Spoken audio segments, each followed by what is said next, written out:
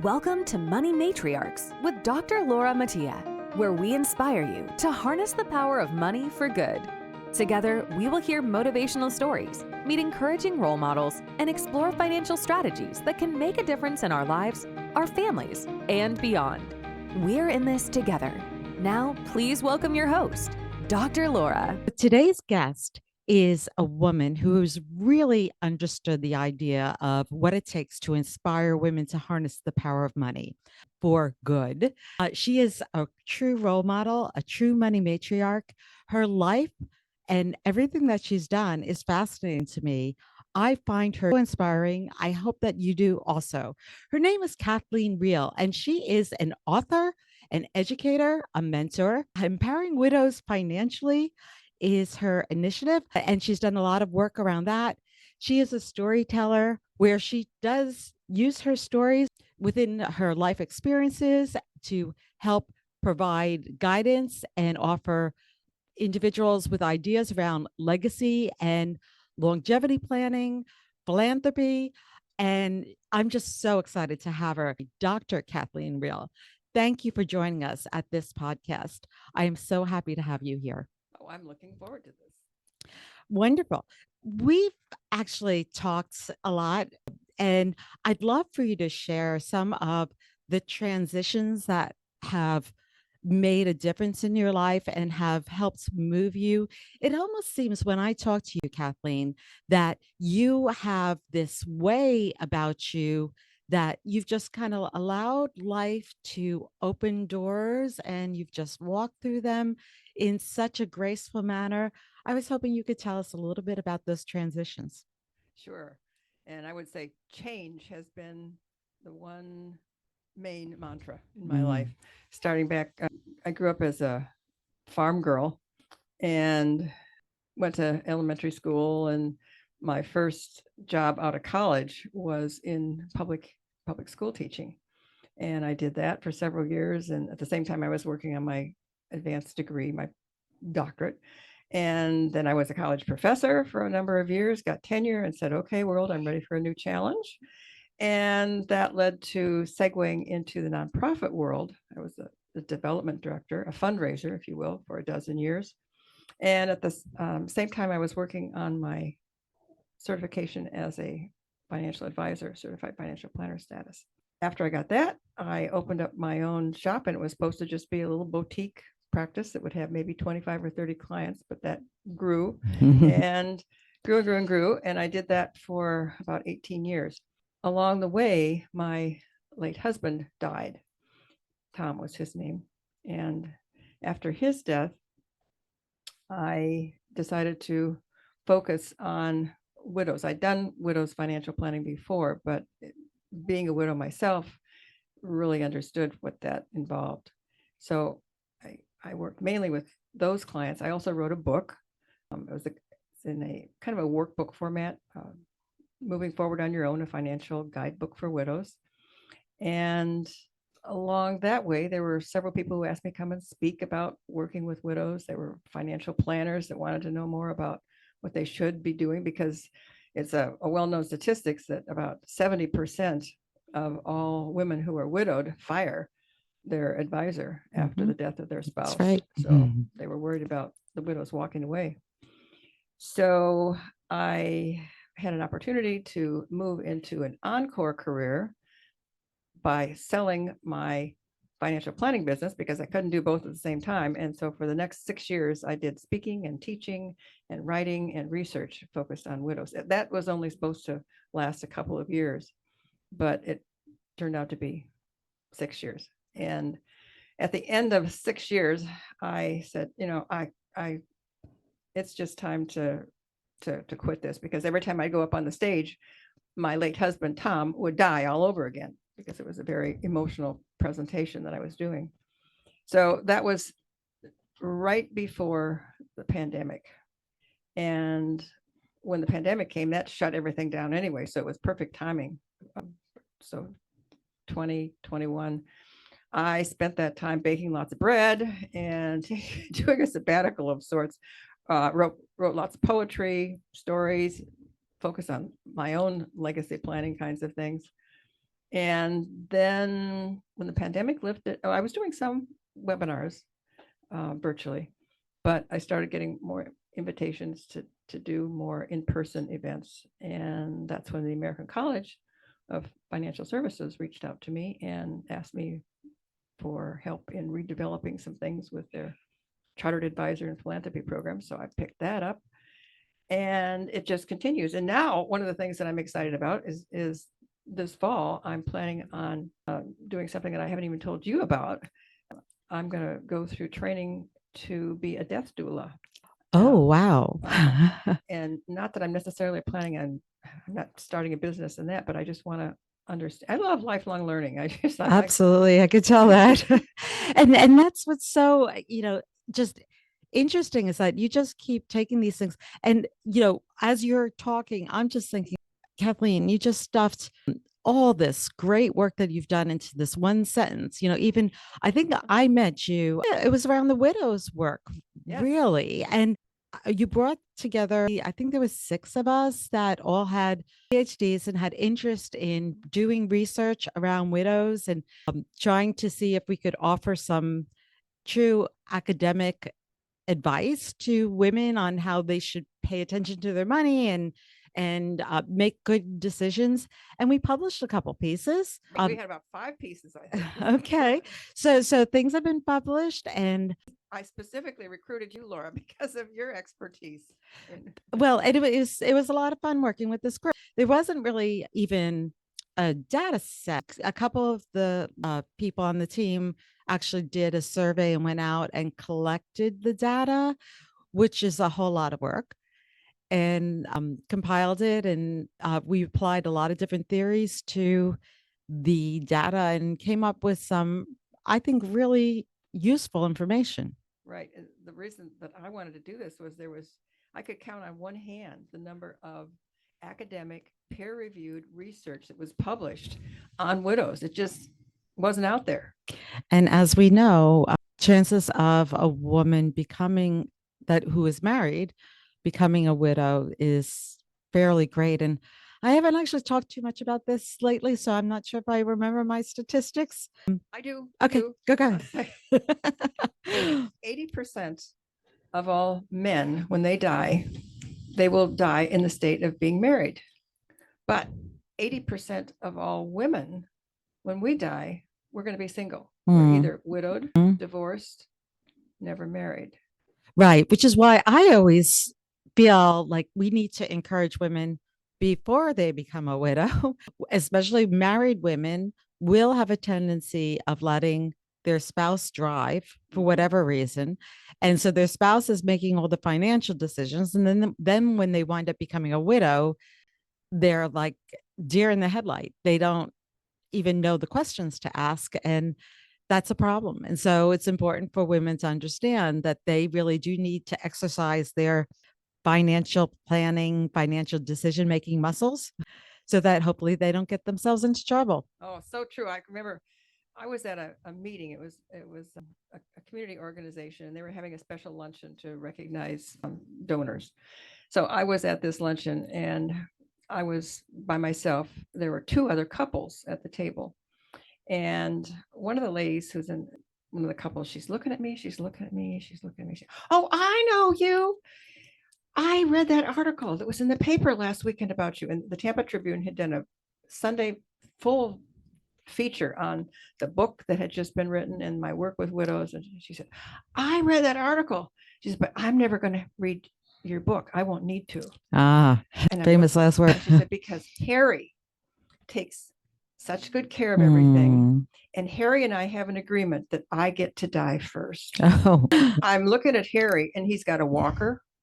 And he looks like 5 years older or more than she is. And I'm thinking, who's going to die first? It's going to be Harry is going to die first. And this Mildred, or whatever her name was, is going to be in a mess because she won't know anything about the finances. Plus, she'll be in that heavy grief phase of early widowhood. Right. So it's not. As we know, you don't want to be making decisions when you're in heavy grief, right? What happens to your brain, Kathleen? Some we call it widow's brain. Some call it jello brain. It's just, and there's different parts of our brain that that control different, like some parts control our blood flow and our body temperature and our digestion. That keeps going on just fine, just normal. But the other parts, it's the higher cognitive thinking parts, just right out the window. Yeah, and it that's been proven empirically, right? It's not even something that just when people are going through grief, they automatically their neocortex and it goes offline, and you're now reacting to your emotions and just making impulsive decisions. And I know you have always told women to just take it easy and try to focus on those decisions that are just absolutely imperative to make and not to make any irrevocable decisions. And you talked about this. You've taught a lot of financial advisors how to work with widows. You wrote a wonderful book, which really is a it's a lovely book. It's not just the technical component of what people are going through, but there's also a real connection with the widow in terms of understanding. And unfortunately, it's because you have real life experience that you're able to share. I, there's another very fine book about widows and money that's out there. And I used to give that to my widowed clients before I experienced widowhood myself. And many of them in the next meeting, they'd give it back to me and they just say, it's overwhelming. It's 2 months.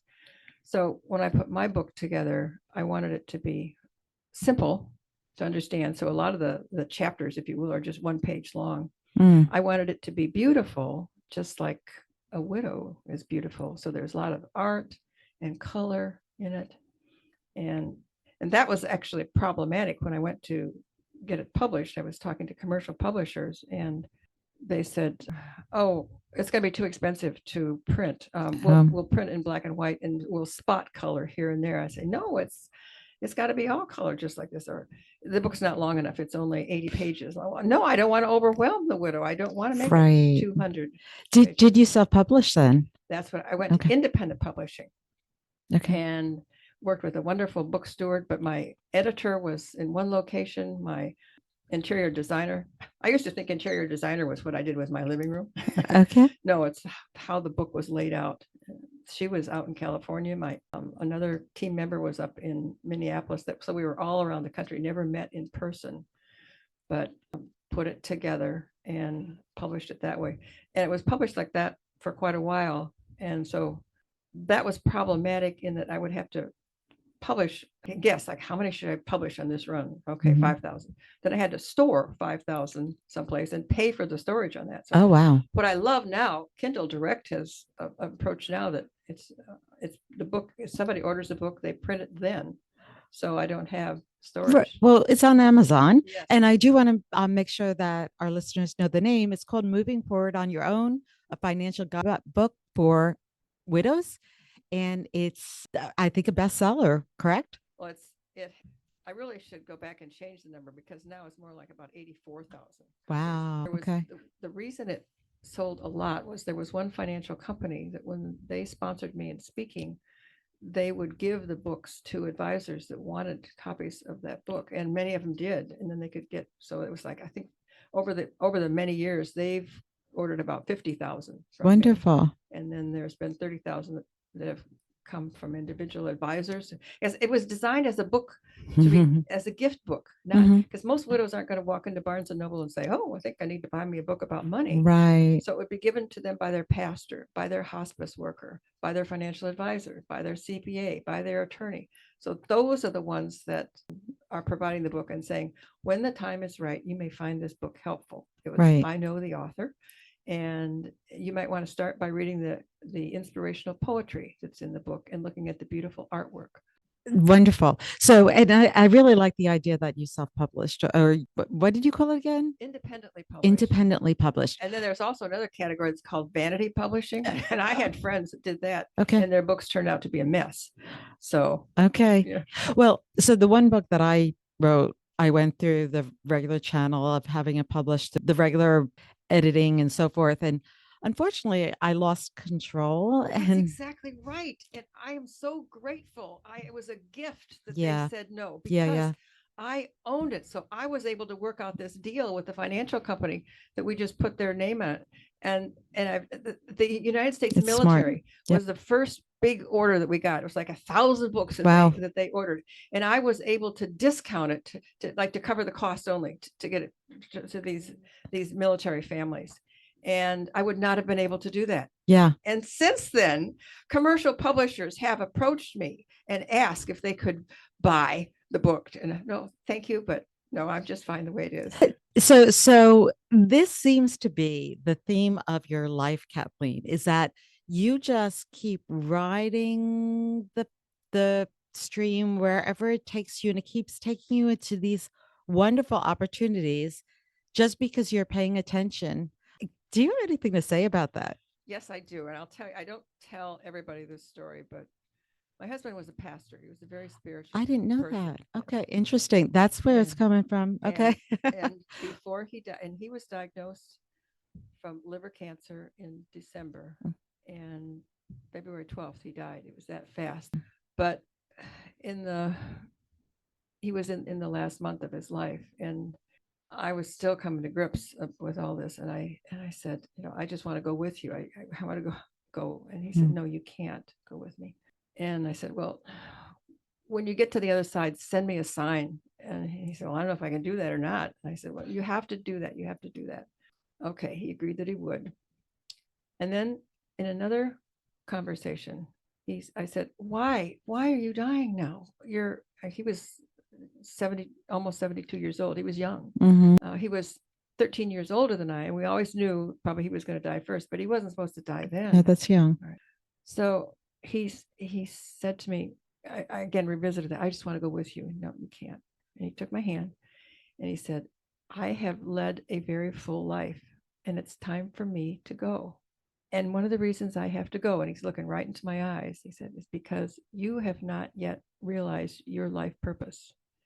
And for you to realize your life purpose, I must leave. And I said, what the blankety blank are you talking about? What do you mean my life purpose? What am I supposed to do?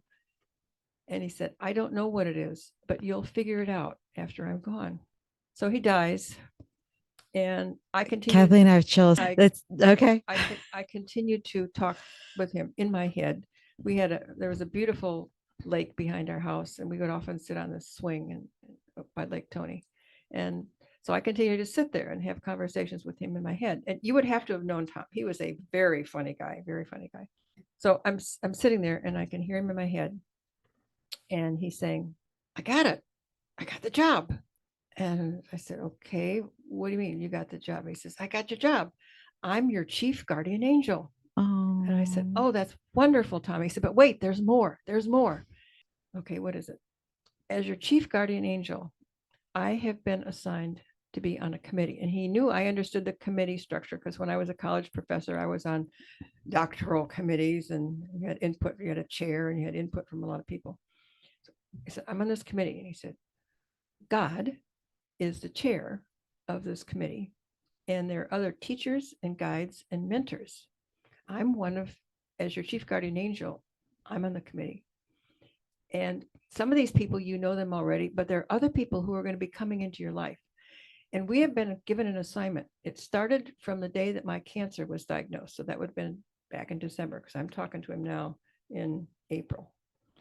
All right, back in December. And we have 1 year to work with you. So it'll be like December of the following. And at the end of that year, you will know what your purpose is, and you'll get going on it. Okay. So I kid you not, by the end of that year in December, I knew I was supposed to be working with widows, and I was supposed to write a book for widows. I didn't have a clue how I was going to write that book, but that's what I was supposed to be doing.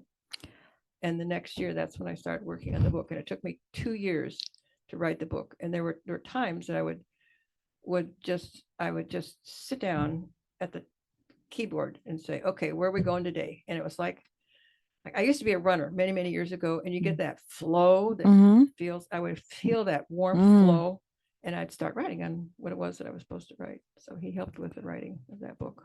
Has he been guiding you throughout all of these decisions, do you think? Is he just somewhere there? I'll tell you about that since you asked. He was very close for about 6 months. Every morning I would feel his presence. And by the end of that year, as I was moving into, okay, what I was going to be doing, he came to me in one of the mornings and he said, I'm not going to be spending as much time with you as I have. He said, I'm supposed to be doing other things, and I am doing other things, but I've got other work to do where I am right now. So if you ever need me, just call out. And if I can, I'll help you.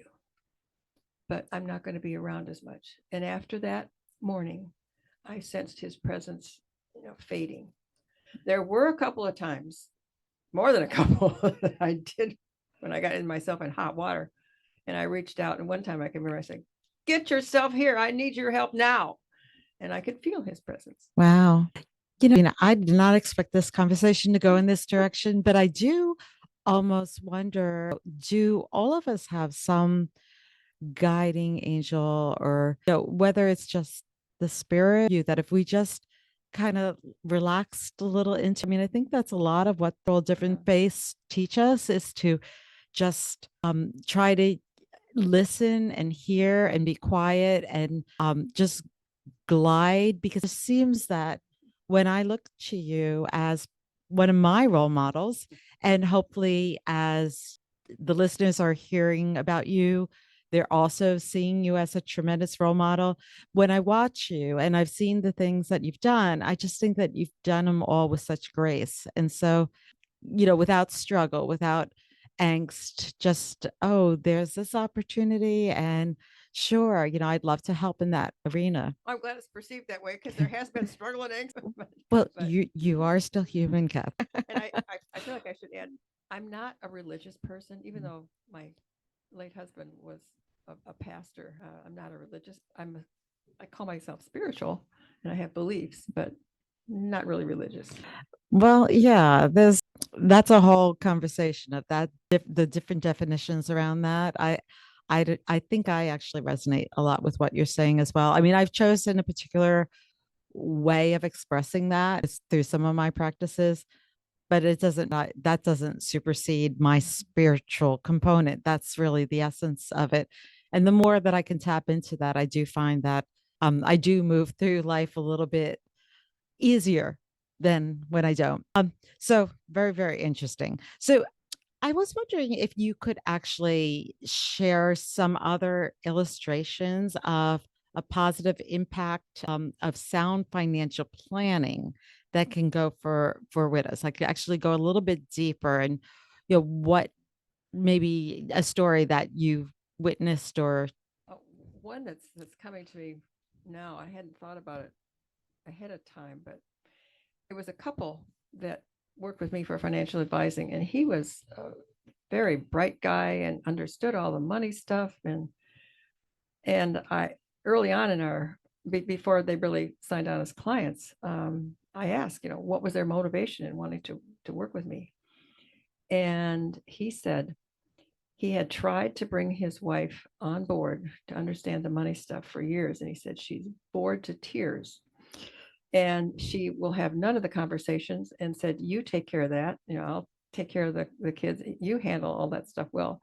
And I want her to understand, because I've got some concerns about my health. Okay. So we went through in the foundation year. We're meeting every month, and we're going through everything. And then it goes to quarterly meetings and less so. But and I made the meetings fun. I made them interesting for her. We put a really focus on the grandkids and what the finances would mean for them. And she did get on board. Okay. So we're into the relationship 2 or 3 years, and he's had some extensive testing done. And I found out it was because Alzheimer's ran in his family, and he had the gene for Alzheimer's. So he was even more concerned about his wife learning. Well, we continued our relationship. They lived out of state, so it was by that time, so it was a long distance relationship. But they moved into a CCRC, continuing care retirement community. Right. And it was not within a year, he started really slipping, more than just slight memory losses, a lot. And pretty soon he was in memory care, and pretty soon he didn't even recognize his wife or his family members, and he died. And after his death, I continued working with the widow, but she said, Kathleen, I felt so confident in being able to pick up the reins and go forward because I understood everything about our finances. And I will always be grateful that my husband wanted me to get on board, wanted me to learn this. So that was a case that they prepared ahead of time and didn't have a mess. Wonderful. So again, it's the whole idea that money is a tool that you can use to do good things for yourself, for your family, for the community, so forth. And to get women to understand that it's an actual tool that they can use and enjoy using is sometimes difficult to do, but I'm glad you were able to do that. Another one that came back, this was a younger widow. Her husband died suddenly of a heart attack. He was a firefighter, but didn't die in a fire. It was just, he was out exercising one day and he died. And they had no children, but they were planning to move into their dream condo. It was being constructed. And when she came to me, she was a nurse and just totally falling apart. And she was going to quit her job. She didn't think she could function anymore in her job. And also the big question of what about this condo that we were going to buy? And my husband doesn't have income now. And so we were able, in that year that I worked together with her, to, first of all, she took a leave of absence rather than just quit her job, because I knew that her job was a lot more than, it was income, but it was a lot more than that. It was the social connections. She'd been there a long, long time, that they loved her. And we worked through the finances. He had gotten some life insurance, and there were some other benefits that she didn't even know that she was going to get as the widow of the firefighter. And I said that had been such a big dream, because the two of them, of going into this condo. And I said, so let's stay on track with this. If it financially, if it doesn't work out the way you're afraid it won't, you can always sell it. But so she was going to get to do the dream of have that condo and remember her husband's wishes. And she took that leave of absence for a while, and it wasn't that long. It was just a couple of months, and she went back to work, and she was glad she still kept that job. And then I encouraged her. We talked about what she really loved, and animals was, and she wound up going through training and becoming a docent on weekends at the Tampa Zoo. Wow. And that provided a new social connection, because she was very much away from work, was very much an introvert. And so it was just to watch. And I worked with her for 3 or 4 more years, and then I graduated her because she was well on her way, and she did not have to sell that condo. It worked very well. In fact, the condo, I'm sure right now it's gone up even more in value because all the real estate increases in the Tampa Bay area. So interesting. Okay. So one last thing that I was hoping to talk about today, and the thing is that I probably have to have you come in to talk again, because there's so many other things that I'd love to talk to you about, but we don't want to make this, a 4-hour podcast. But if you could just touch a little bit around the work that you're doing around longevity planning and what you call a fourth quarter widow. Can you define what a fourth quarter widow actually is? And actually, I call it fourth quarter living. So it Okay. could be widows, Okay. it could be other people too. But Okay. it just so happens that most of us who are 75 years of age and older, there are a lot more women. Yeah. Many of right, us are right. widows. So it's just Okay. Yeah, that we're in there. The legacy and longevity planning.